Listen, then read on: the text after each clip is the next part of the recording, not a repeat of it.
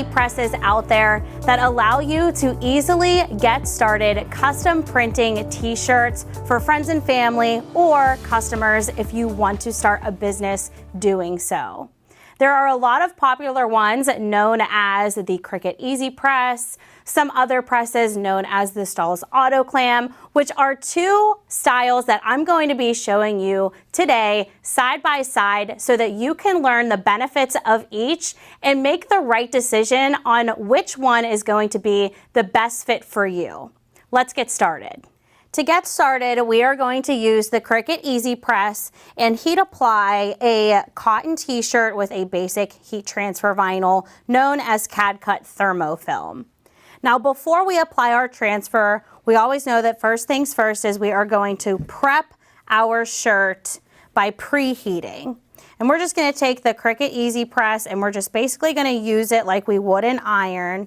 And we are going to heat up our fabric, and this is going to help us release any moisture or wrinkles where we are going to apply our transfer and just really get it hot and ready for the heat transfer vinyl.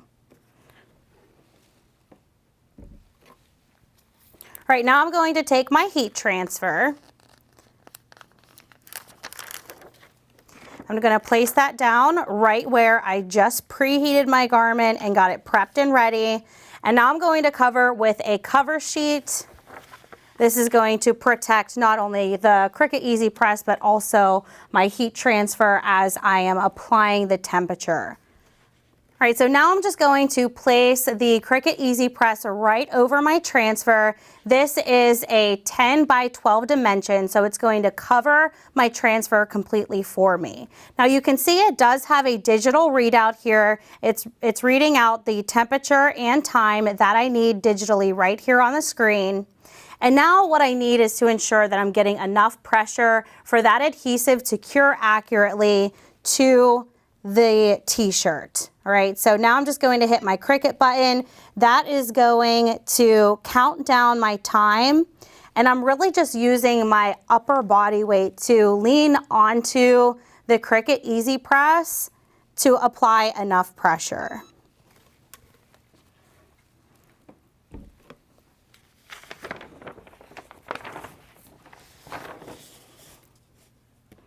CAD cut thermofilm is a hot peel, so I can go ahead and remove this carrier.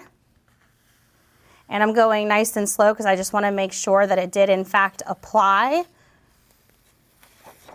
All right, so it did apply to the t-shirt. Right, and that is the process of being able to apply a t-shirt using the Cricut EasyPress on a cotton t-shirt with just a basic heat transfer vinyl.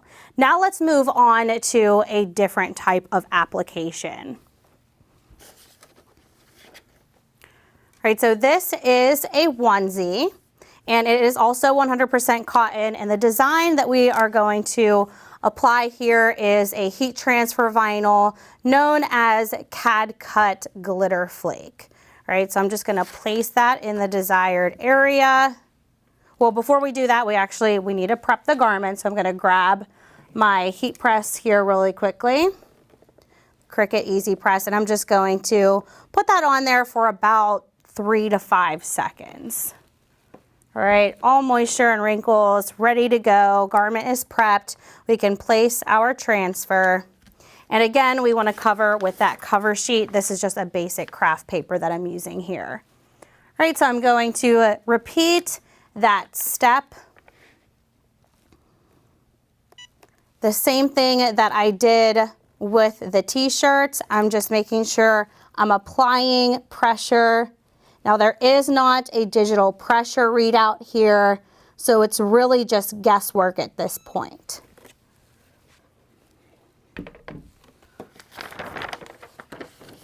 Right, this heat transfer vinyl is also a hot peel. So I'm going to remove that carrier. It did not apply in that area, so all I have to do is just put that back down and repeat that same step once more in that area.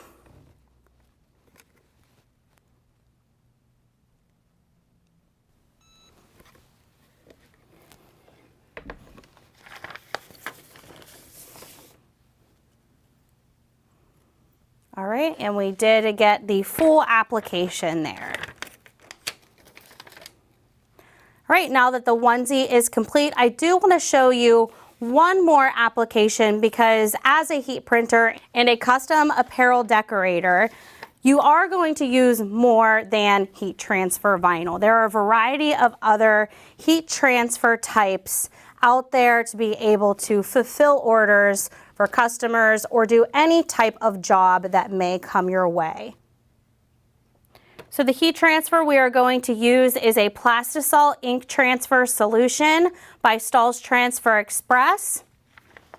And we are going to see how this applies with the Cricut EasyPress.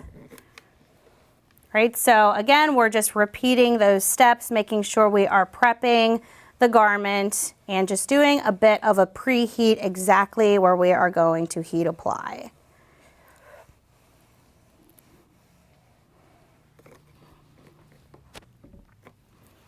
Right, and so we're going to now take our transfer, and because this is a larger design, I am going to need to portion out and do 2 different sections here so that I can make sure the entire transfer in itself is all getting heat applied.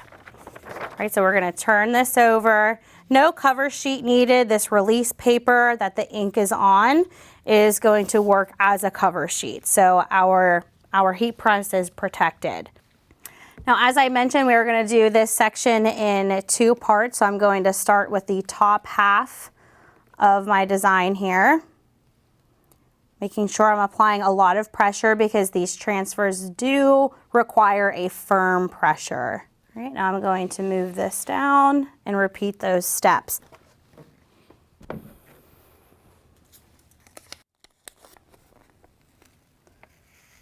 All right, so as you can see, we are not getting an application with our screen print transfer, and to have to go back in and try to reheat apply that will just be spending too much time at trying to get this apply. All right, so you guys will see what this application is going to look like using the Auto Clam so that we can do a comparison and how much easier it is using a heat press that does have pressure dialed in. So one of the first things you'll notice whenever you see the Auto Clam is the difference in size. So this is a 16 by 20 dimension, so we are going to have a lot more room to work with when heat applying. So the first thing I'm going to do is load the t-shirt onto my bottom platen, and how I'm going to do that is by what we call threading. We're opening up the bottom of the t-shirt and we are isolating our print area by just using 1 layer of the shirt and getting that nice and flat so that we have no of the back of the t-shirt coming through and causing any wrinkles or anything coming, so that it's uneven pressure, right? So we want to make sure we're getting nice even pressure.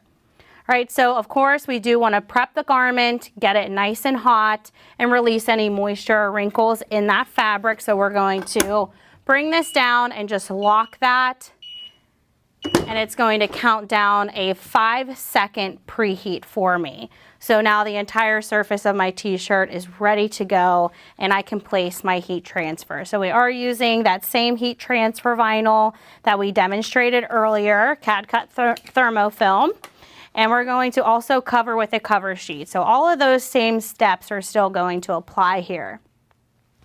Now, one thing that is extremely important to note is our over center pressure knob that is being demonstrated on this heat press here, where I can adjust this pressure and increase it, or I can decrease it.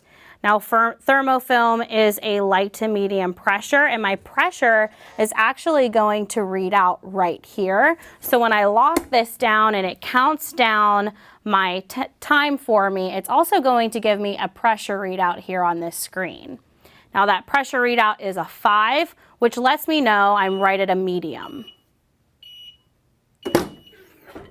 It does have that auto release feature where it just is going to pop up for me as soon as it's done heat applying, and then I can remove my carrier. As mentioned earlier, this product is a hot peel. So we are good to go as soon as that application is complete by the heat press. Now you can also tell really up close the fibers of the t-shirt actually starting to come through the heat transfer vinyl, and that is because of that medium pressure that is being applied and really getting that adhesive down into the fibers of the t-shirt. Next we have the onesie. All right, so as you can see, as I am laying this out on this platen, there are some structures and seams and buttons and things in the way that are going to cause an uneven pressure. And because pressure is key, we do need to isolate our print area and get these little things out of the way so that we can have a nice application. So one of the features of these professional grade heat presses is the ability to interchange the loading area, the platen, right? So we are going to use this little quick latch that's underneath the heat press. It's going to unlock this bottom platen, and now I can interchange the base.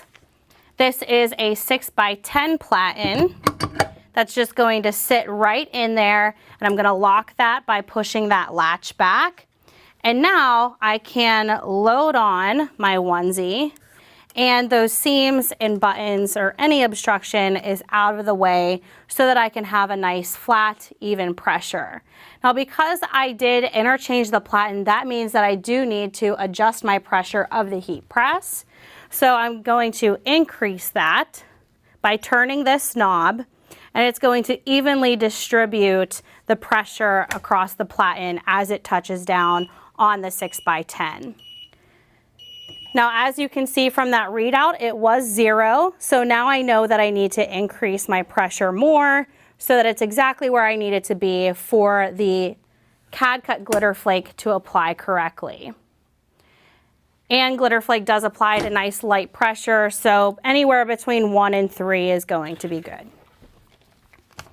Now I can place my design.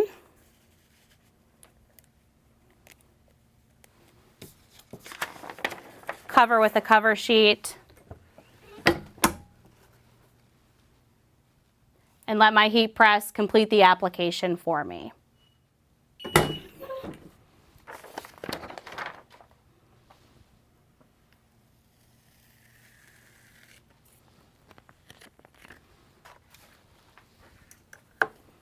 And our onesie is complete.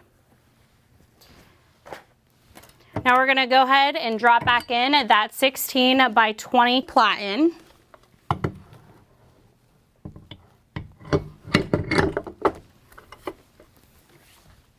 And I am going to dial back my pressure and do a quick test. Okay. So now we can load on our final t-shirt and show you the screen print transfer application. So as I mentioned earlier, there are a variety of heat transfers out there that are requested by customers, and Plastisol ink is extremely popular, so it's certainly something you'll want to be able to offer. And you can easily do that through a screen print heat transfer. Being able to have a heat press that gives you accurate time, temperature, and pressure readouts is going to make applying transfers like this very easy. So I do have my heat press set for 365 for 4 seconds,